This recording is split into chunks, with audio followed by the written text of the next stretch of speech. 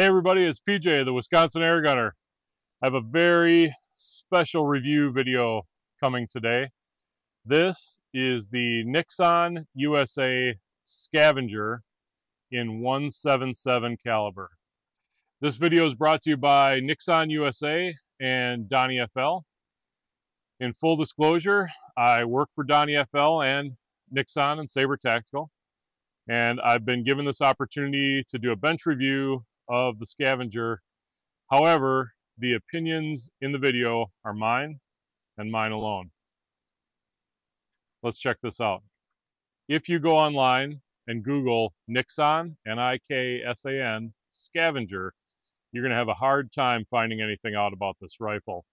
And that's because this has been built specifically for Niksan USA and DonnyFL, really based on our, and when I say our, I mean the shooters in the DonnyFL shop, our favorite features on the Niksan line of rifles, all melded into one by the folks over in Turkey to really produce a bespoke rifle for us for small game pesting. So how did this come about?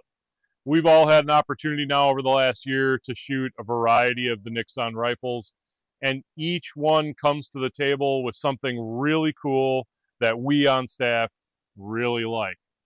From the Tacto, we have this shrouded, ventilated, what it really is a stiffener, and it allows you to tension the barrel ever so slightly. And not only does it give you a wide or a large amount of Picatinny in case you wanted to add like a thermal clip-on out front, but it gives you that chance to wring out just that little extra bit of accuracy out of the barrel. Of course, up front, you're threaded half UNF. For today's testing, I'm trying something new that we hope to be releasing soon out of the DonnyFL side of the house. This is the Ryu, and it's mounted with a pretty cool and pretty special quick disconnect. So there'll be a whole video coming on that in the future. Moving down and a little bit back, we went with a carbon fiber bottle. Now this allows us to up the fill pressure and therefore shot count. The question will be, what kind of shot string can we wring out of it? And that's one of the things that I'll be addressing here in this video. Moving back, we went with a 177 caliber for the Scavenger. For pest control, especially in southern Florida, where one of the primary pests are iguanas, which can be very fast moving, the ability to have a high shot count and a very flat trajectory when you're doing kind of a walk and stalk approach, well, we think that's really important. I guess I'll put it that way. So what we're trying to capitalize on is reasonable power levels and a very small but long kill zone. And we're going to, again, in terms of what are we going to test today, we're going to look and see where could you just aim crosshairs and expect precise shots. The off switch on an iguana is relatively small. You really have to put the pellet behind the eye and before the little ear flap.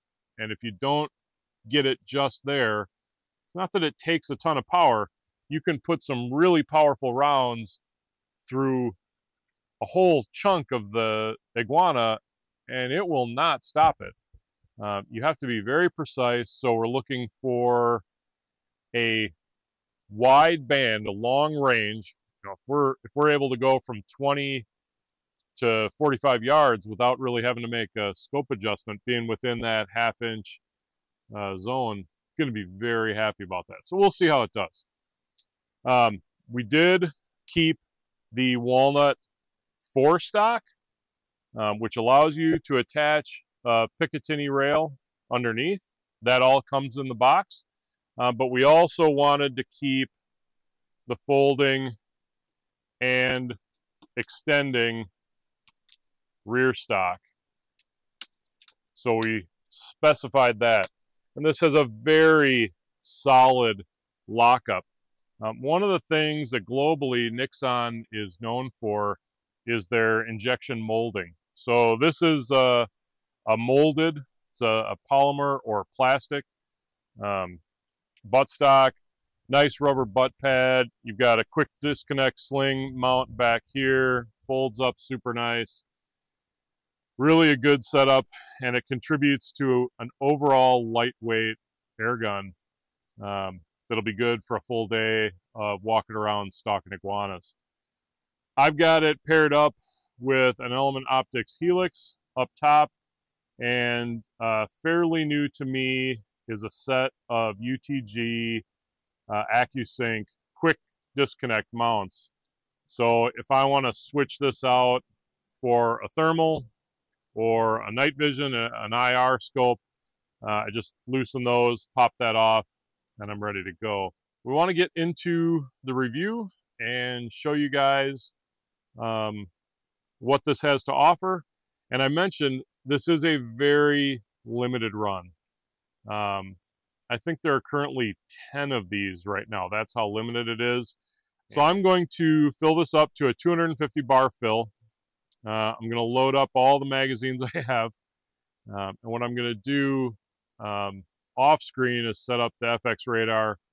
And I'm just going to shoot one continuous group until I see that velocity start to drop to an unacceptable level. And then I'm going to go through and show you what that shot string looks like. I expect to get quite a few magazines off this fill, and I don't want to bore you to death with just watching me reload and shoot.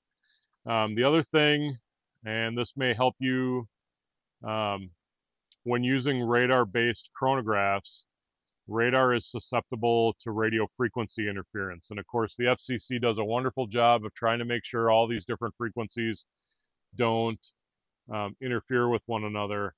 But I know as a police officer, if I am running radar and I key the microphone, that's going to send out a burst of radio frequency interference that's going to disrupt the radar. And I've seen the same thing happen with my microphone setup and the radar unit.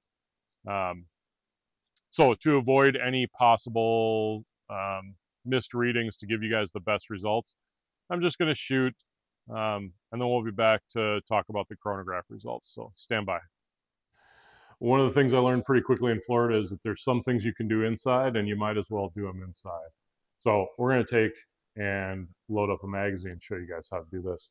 Basically, there's an arrow here, and you just twist the cover in the direction of the arrow, and that will open up the backside, and you're going to drop your little 177 caliber pellet skirt first through that hole, and then that pins the cassette, and all you have to do is now drop the rest of them head first through the hole, turn it. It's a heck of a lot easier to do facing the other direction.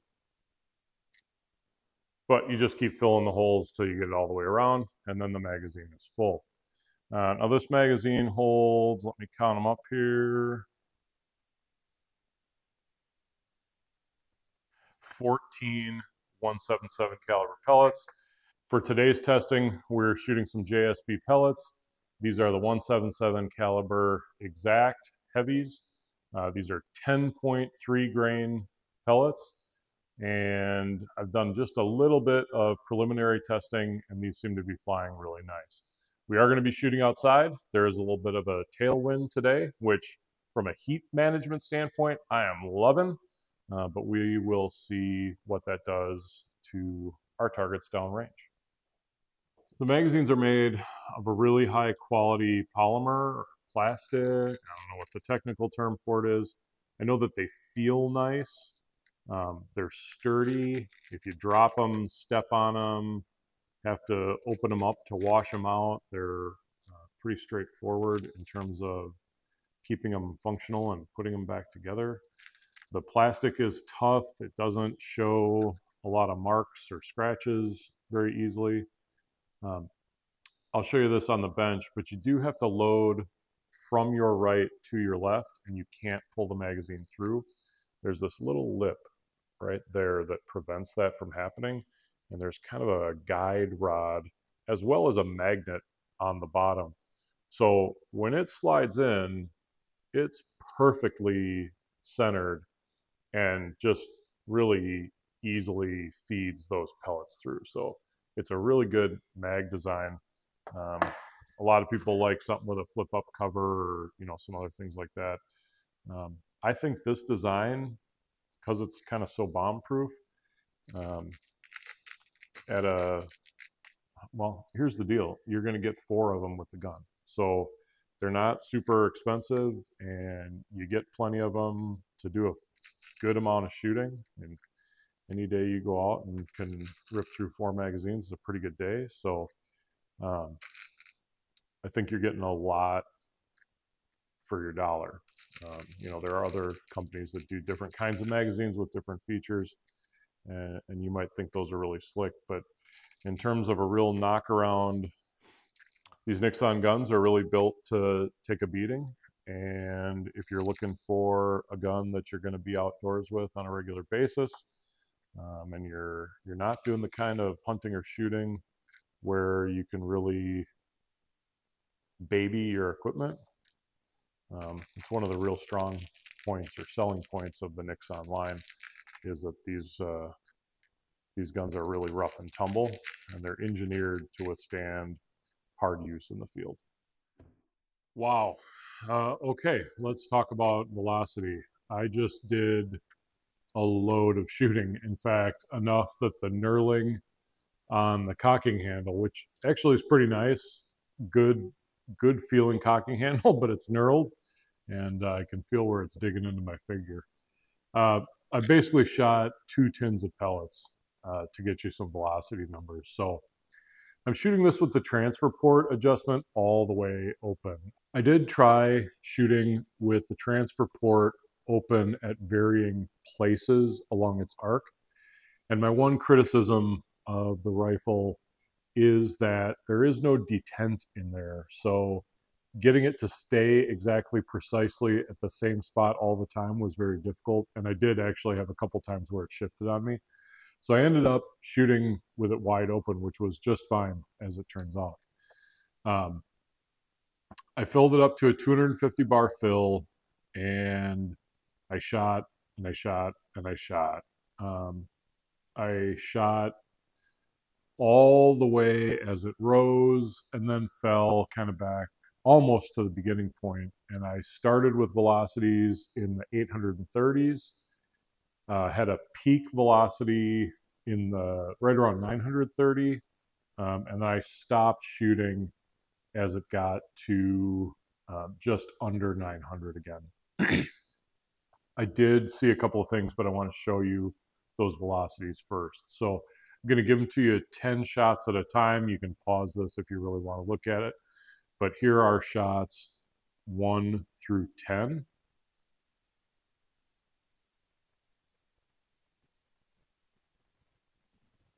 Here's 11 through 20.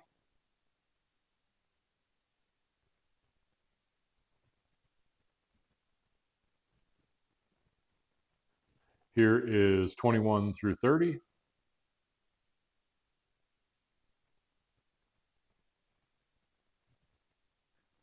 (31 through 40).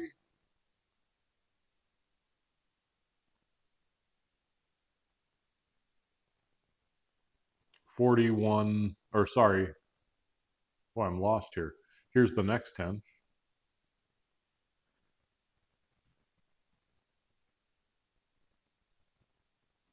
And the next 10. I could just like repeat myself over and over and not actually have to record this, but you guys deserve more. So here's the next 10.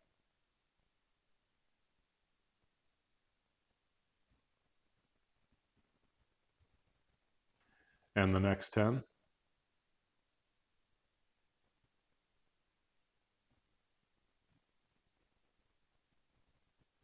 You can see why my finger got sore from all this shooting. Here's the next 10.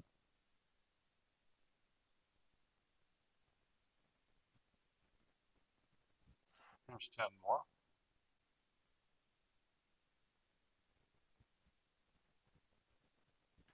And another 10.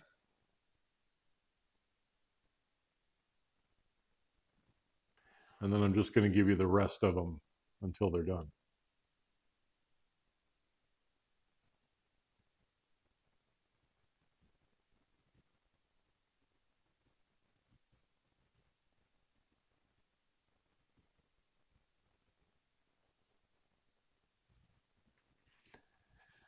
It was a lot of shots. Now, within that, I saw some things change on the target downrange.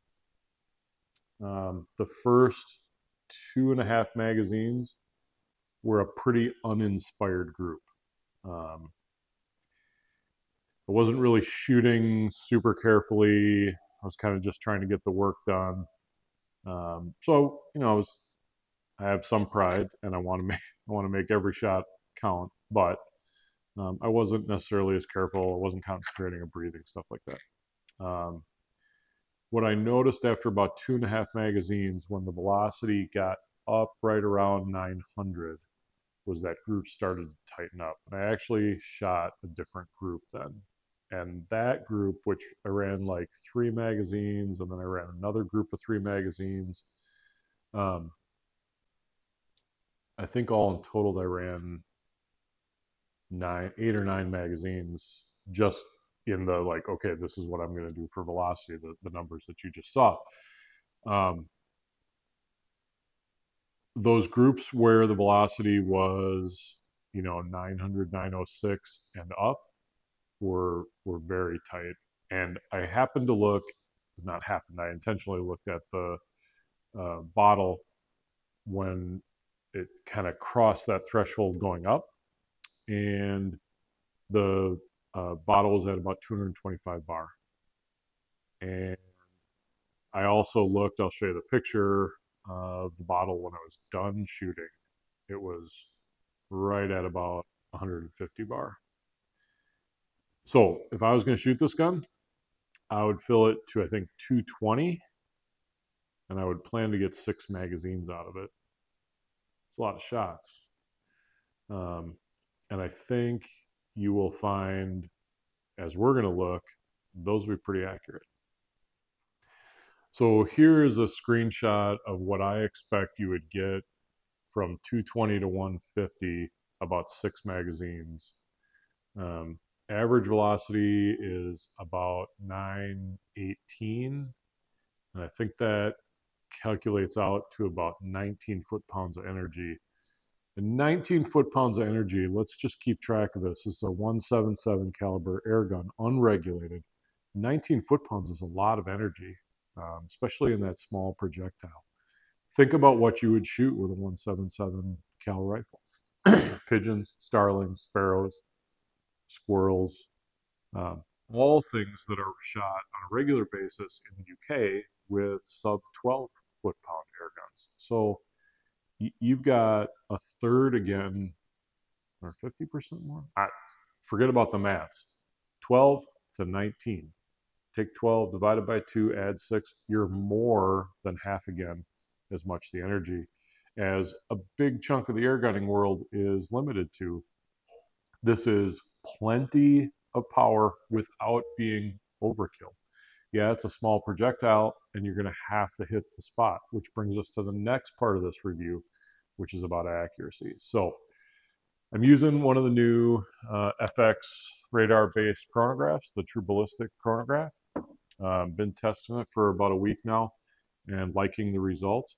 The cool thing about it is it's calculating BC on the fly, which if you input a little bit more data, you will get a shot chart for the rifle that you're shooting. So I have put that into my phone, just added in the scope height and told it about the projectile I'm shooting.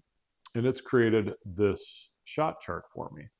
So if you take a look here, you're going to see that zeroed at 30, you're on target at 35, you have just an ever so slight adjustment for 20 and 40, and then a little adjustment for 50 and 15 that are about equal. So for distances, or rather for the distances I plan to shoot this gun at, really as long as I'm within 20 to 45 yards, I'm just holding a tiny little bit on the crosshairs, or I could dial, right, like 3 clicks, but I should be hitting, and we're going to prove that.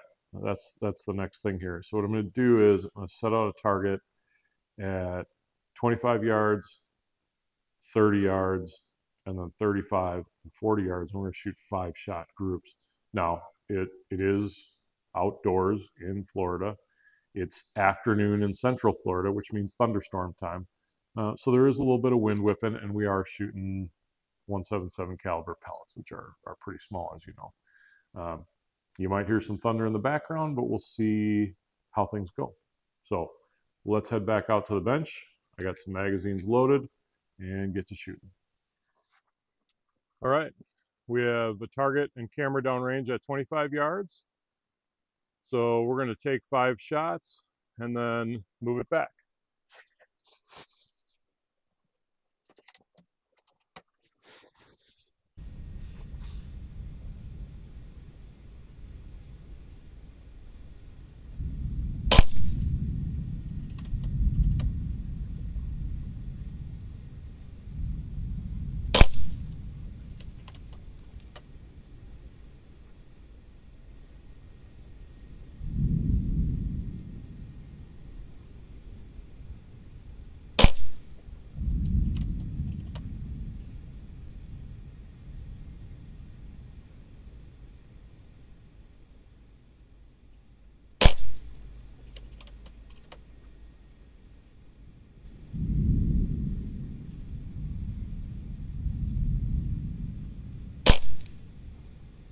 All right, that's 5. I'm going to grab the rangefinder, move the whole thing to 30, and just keep this going out to 40 yards. So I'll be back.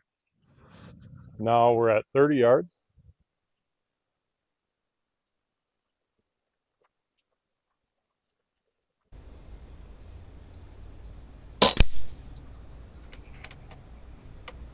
That one caught a little breeze.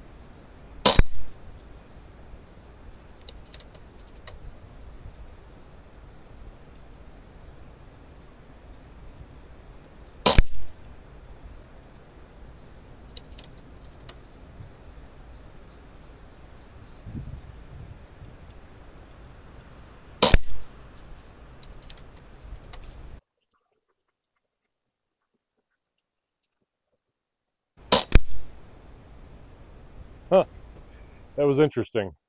For whatever reason, and I don't know if it's just a push, those first 4 shots were high and right, and then it immediately settled down, and the rest of those shots were within a ½ inch of where I was. I don't think any of those are farther out of that bullseye by a ½ inch. So let's, I'm just not sure there. Pellet issue or something weird, but it came right back. So let's push it out to 35 yards and see what happens. Target and camera are at 35 yards. This storm is moving in, so I have a little motivation to accelerate things here, but still want to take good shots.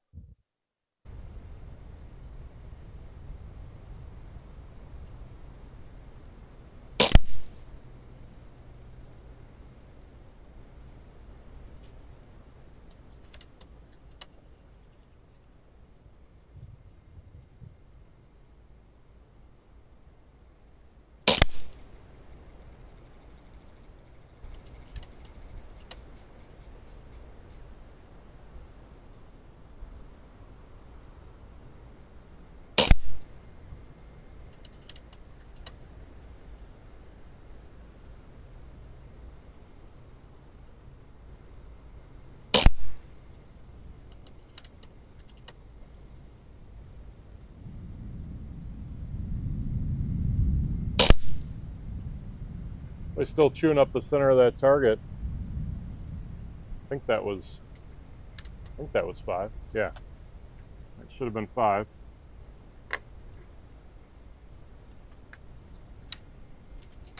Just in case.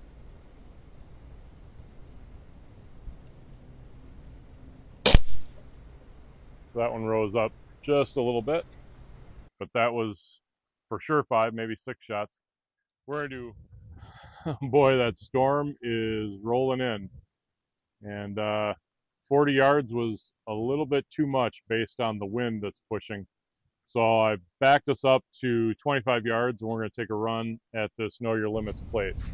See how we do.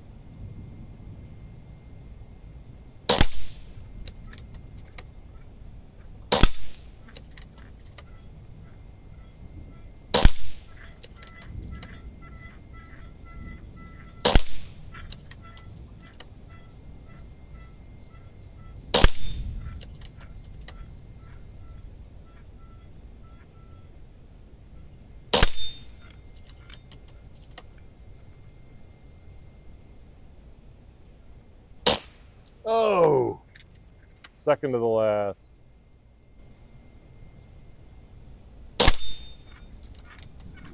Can we get the little one?